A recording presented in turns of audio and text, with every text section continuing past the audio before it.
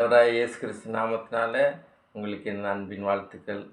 ஆண்டவர் செஞ்ச நிறைய அதிசய அற்புதங்களை இன்னொரு சின்ன சாட்சியாக சொல்ல அவங்ககிட்ட ஆசைப்பட்றேன்.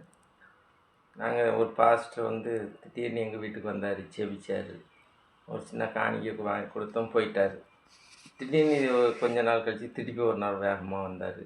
நானும் என் மனைவியும் கிறிஸ்துமஸ் பிறப்புக்காக துணி எடுக்கிறதுக்காக வெளியே கிளம்புறதையும் இவர் வந்துட்டார்.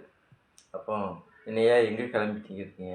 இந்த மாதிரி கிறிஸ்துமஸ் பண்டிகை வருதுல்ல, எல்லா பசங்களுக்கெல்லாம் துணி எடுக்க கிளம்புறீங்க அப்படின்னா, ஐயா எத்தனை முறை தான் பிறப்பார், எத்தனை முறை தான் கொண்டாடுவிய, இன்னும் அவர் என்ன கை குழந்தையாவாக இருக்கார், அதெல்லாம் கொண்டாடக்கூடாது, அதெல்லாம் தப்பு, நாங்களாம் பெந்தகாசுக்காரங்களாம் கொண்டாடுதில்லை அப்படி இப்படின்னு எங்கிட்ட வாக்குவாதம் பண்ணார். நாங்கள் அவரை உட்கார வச்சு அவர்கிட்ட பேசினோம்.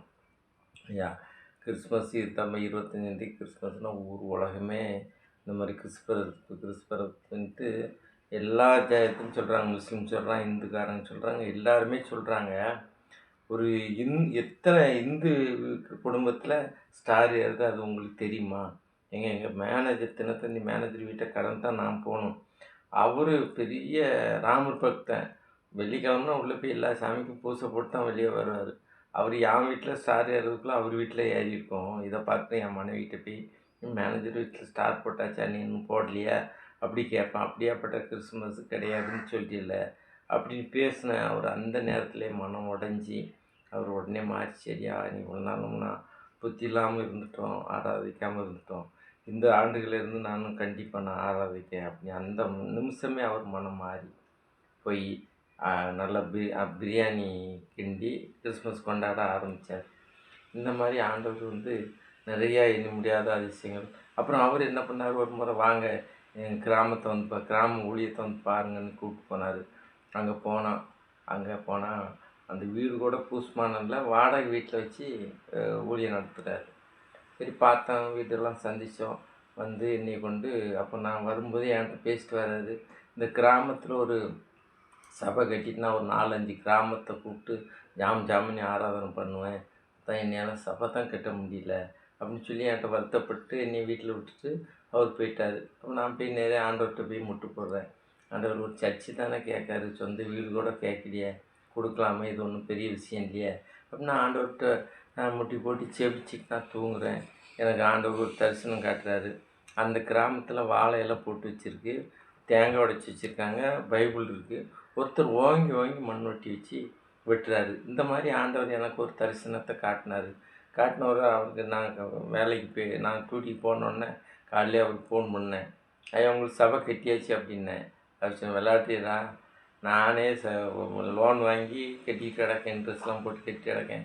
என் சர்ச்சுக்கு வர்றவங்க 5 ரூபா 10 ரூபாய்க்கு மேலே காணிக்க போட மாட்டாங்க, நானே பிச்சை எடுத்துட்டு கிடக்கேன், நீங்கள் சபைக்கு பண்ணி பேசுகிறீங்களே அப்படின்னாரு. இல்லையா ஆண்டவர் தெரியப்படுத்தினாருன்னு பார்த்தாச்சு. நான் 3 மாதத்தில் ஈரோடில் சர்ச் இல்லாதவங்களுக்கு கட்டி கொடுக்க நிறுவனத்துக்கு தொடர்பாகி 3 மாதம் பார்த்து 6 மாதத்தில் அவங்களுக்கு ஃப்ரீயாக சர்ச்சை கட்டி இடத்தெல்லாம் வாங்கி சர்ச்செலாம் கட்டி ஃப்ரீயாக சாவியை கையில் கொடுத்து நடத்துங்கன்னு சொல்லிட்டு போயிட்டாங்க.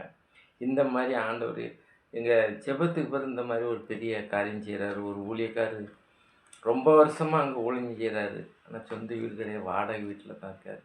திடீர்னு அவங்க மனைவி காலில் அடிபட்டுட்டு நான் ஒருக்கா போனேன். அவங்க மனைவி பார்த்துட்டு வரும்போது பிரதர் ஜெபம் பண்ணிட்டு போங்கன்னாரு. சின்ன செபிச்சுட்டு வந்தேன். அப்போ அவர் ஊழியத்தை அங்கங்கெல்லாம் வெளியூருக்கெலாம் நைட் 2 மணிக்கு வர நானும் கூட போகிறேன். இப்படிலாம் கஷ்டத்தை பார்த்துட்டு நான் போய் ஆண்டவர்கிட்ட முட்டு போடுறேன். ஆண்டவரே அந்த மனை இவ்வளோ கஷ்டப்பட்டு ஊழியம் சொந்த வீடு கூட இல்லைன்னு சொல்லி முட்டு போட்டு செபிச்சுட்டு தூங்குற ஆண்டவர் ஒரு தரிசனம் காட்டினது. அவர் வீட்டு பக்கத்தில் ஒரு இந்து மைதானம் இருக்குது. அந்த மைதானத்தில் ஒரு கிறிஸ்துவ மீட்டிங் நடக்குது. இவர் மேலேருந்து இவர் கீழேருந்து மேலே ஏறுறாரு, ஐயர் மேலேருந்து கீழே இறங்குறாரு. இப்படி காட்டி இவர் மேலே போய் ஒரு லேடி மேலே தள்ள கை வைக்கிற மாதிரி ஆண்டவர் எனக்கு ஒரு தரிசனம் காட்டினார். அப்புறம் அவருக்கு ஃபோன் பண்ணி சொன்னேன். அதுக்கப்புறம் அவர் ஊழியத்தில் பெரிய மாற்றம். அவர் சொந்த வீடு கட்டினார், வெளிநாட்டுக்கெலாம் ஊழியத்துக்கு போயிட்டு வர்றாரு. நிறையா ஊழியங்கள் அவர் ஆண்டவர் நான் இப்படி நிறைய சொல்லிகிட்டே போகலாம். எங்கள் வீட்டுக்கு எதிர்த்தாப்புல ஒரு முஸ்லீம் சகோதரர் மாடியில் வாடகை இதே மாதிரி தான் வச்சு நடத்தினார். நானும் மனையும் போனோம். இந்த சாட்சி செவிச்சுட்டு வந்துட்டோம். அவ்வளோதான் எங்கள் வேலை முடிஞ்சு. பார்த்தாச்சுன்னா ஒரு 4-5 சபை இந்த மாதிரி நாங்கள் சொல்லிகிட்டே போகலாம். ஒரு பாஸ்டர் இந்த மாதிரி டிவியில் எங்களை எடுத்து என் சாட்சி எடுத்து அவர் இன்ட்ரெஸ்ட் நான் காணி கொடுத்தேன், காணிக்க வாங்க முடியிட்டாரு. எங்கள் வீட்டுக்கு அவரும் எங்கள் வீட்டுக்கு ஏற்றாப்புல தான் கொடுத்தனும் இருந்தார். பழக்கம் போயிட்டு இப்படி தான் என்னை சாட்சி எடுத்து போட்டார். பார்த்தாச்சுன்னா அப்புறம் பார்த்தாச்சுன்னா ஒருவனுக்கு நன்மையை செஞ்சால் திருப்பி ஆண்டவர் என்ன பண்ணுவார், பல மடங்கு செய்வார்ல. அவருக்கு புது சர்ச்சையே கட்டி இன்றைக்கி ஆராதனை நடந்துக்கிட்டு இருக்கு. நம்ம இல்லை, அவர் செய்கிறாரு. இதுக்கு நாங்கள் இப்போ எதுக்கு சொல்ல வரோம்னா, போன பிறகு ஒரு சின்ன மாற்றத்தை அவர் கொடுக்குறத நாங்கள் பார்க்கோம். ஒரு ஊழியக்காரர் ஊழியம் செய்கிறாரு. சபையிலேருந்து நாங்கள் ஒரு 4000 ரூபா தான் கொடுக்கோம்.